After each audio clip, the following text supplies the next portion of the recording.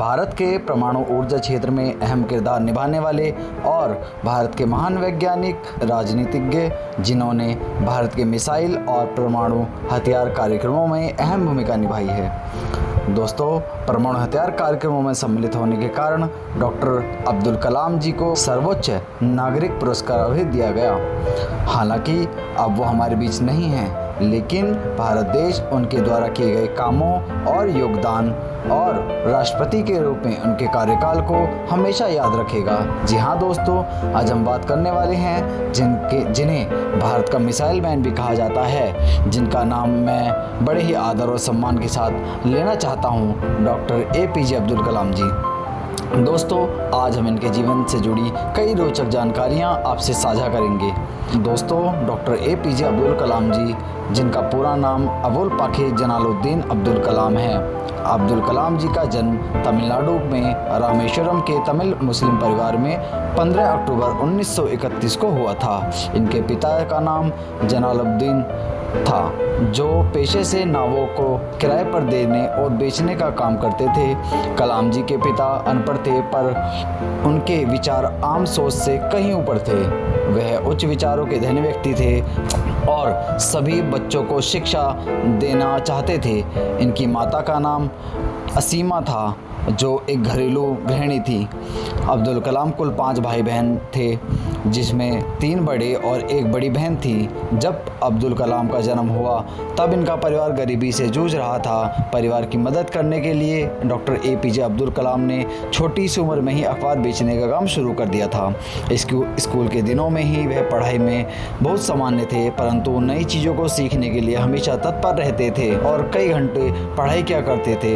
गणित विषय इनका मुख्य और रुचि वाला विषय था। डॉक्टर APJ अब्दुल कलाम जी की प्रारंभिक शिक्षा Schwartz higher secondary school Ramanathapuram Tamil Nadu में से मैट्रिक की शिक्षा प्राप्त की। स्कूल के दिनों में वह अपने एक शिक्षक से बहुत ज़्यादा प्रभावित थे, जिनका नाम अय्यादुरै सोलोमन था। उनके शिक्षक का मानना था कि ख्वाहिश, उम्मीद और यकीन को हमेशा अपने जीवन में रखना चाहिए। इन मूल मंत्रों पर काबू करना बहुत ज़रूरी है। इन 3 मूल मंत्रों के कारण आप अपनी मंजिल को बिना किसी परेशानी के पा सकते हैं। इन मूल मंत्रों को अब्दुल कलाम जी ने अपने आखिरी समय तक अपने जीवन में कायम रखा। अपनी प्रारंभिक शिक्षा पूरी करने के बाद डॉक्टर APJ अब्दुल कलाम ने तिरुचिरापल्ली के सेंट जोसेफ कॉलेज से 1954 में भौतिक विज्ञान में BSc की डिग्री प्राप्त की। इसके बाद 1955 में वह मद्रास चले गए। कलाम जी को लड़ाकू पायलट बनाना था, जिसके लिए उन्होंने institute of technology in aerospace engineering में शिक्षा ग्रहण की, परंतु परीक्षा में उन्हें 9वां स्थान मिला, जबकि IAF ने 8 परिमाण घोषित किए थे, जिसके कारण वह सफल नहीं हो पाए। स्नातक की पढ़ाई पूरी करने के बाद कलाम जी ने रक्षा अनुसंधान और विकास संगठन में एक वैज्ञानिक के रूप में शामिल हुए। इन्होंने प्रसिद्ध वैज्ञानिक विक्रम साराभाई के साथ भी काम किया। 1969 में डॉक्टर APJ अब्दुल कलाम इसरो आ गए और वहां पर इन्होंने परियोजना निर्देशक के पद पर काम किया। इसी पद पर काम करते हुए समय भारत का प्रथम उपग्रह रोहिणी पृथ्वी की कक्षा में 1980 में स्थापित किया गया। इसरो में शामिल होना डॉक्टर APJ अब्दुल कलाम के लिए बहुत ही सौभाग्य की बात थी, क्योंकि उनको ऐसा लगा कि जिस उद्देश्य के लिए वह जी रहे हैं वह उद्देश्य पूरा हो गया है। वर्ष 1963-64 में अब्दुल कलाम ने अमेरिकी संगठन नासा में भी दौरा किया। भारत के प्रसिद्ध परमाणु वैज्ञानिक राजा रमन ने अपना पहला परमाणु परीक्षण किया, जिसमें कलाम जी को प्रशिक्षण करने के लिए बुलाया गया। सन 1970-80 के दशक में अब्दुल कलाम अपने कार्यों की सफलता के कारण देश के प्रसिद्ध वैज्ञानिक बन गए थे और ख्याति बढ़ने के कारण उस समय की प्रधानमंत्री श्रीमती इंदिरा गांधी जी ने अपने कैबिनेट को मंजूरी के बिना ही गुप्त कार्यों के लिए अनुमति दे दी थी। डॉक्टर कलाम अपने कार्यों की सफलता और अपनी उपलब्धियों के कारण राष्ट्रीय जनतांत्रिक गठबंधन की सरकार ने APJ अब्दुल कलाम को 2002 को राष्ट्रपति पद के लिए उम्मीदवार बनाया। अब्दुल कलाम जी ने अपने प्रतिद्वंदी लक्ष्मी सहगल को भारी मतों से हराकर 25 जुलाई 2002 को भारत के 11वें राष्ट्रपति के रूप में शपथ ली।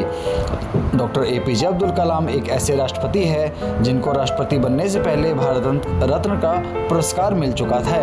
अब्दुल कलाम ने पहले 2 राष्ट्रपति और राष्ट्रपति डॉक्टर जाकिर हुसैन और राधा कृष्णन को यह भारत रत्न का पुरस्कार भी मिल चुका है। राष्ट्रपति के दायित्व से मुक्त होने के बाद डॉक्टर कलाम ने कई शैक्षणिक संस्थानों में मानद फेलो, एक विजिटर प्रोफेसर बन गए। उन्होंने बनारस हिंदू यूनिवर्सिटी में जैसे मानी यूनिवर्सिटी में भी सूचना प्रौद्योगिकी में कार्य किया।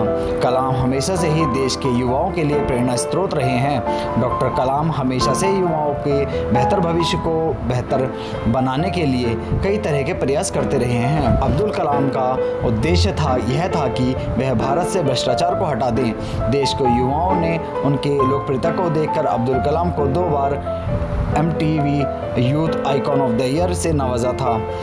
अब्दुल कलाम जी ने अपने विचारों को अपनी 4 पुस्तकों में भी डाला है, जिसका नाम इस प्रकार है: India 2020, a vision for the new millennium, my journey, ignite minded, unleashing the power within India. इन पुस्तकों को विदेशी भाषाओं में भी और अन्य भाषाओं में भी अनुवाद किया जा चुका है। 2011 में आई एक फिल्म जिसका नाम आई एम कलाम है, जिसमें एक गरीब लड़का जिसके मन में कलाम के सकारात्मक विचारों को चित्रित किया गया है और उनके सम्मान में वह लड़का अपना नाम कलाम रख लेता है, उसको बहुत ही खूबसूरती से दिखाया गया है। 27 जुलाई 2015 को डॉक्टर कलाम 84 साल की उम्र में भारतीय प्रबंधन संस्थान शिलोंग में रहने योग्य ग्रह पर अपना विचार व्यक्त कर रहे थे जब उन्हें कार्डिक अटैक हुआ और वे वहीं बेहोश हो गए।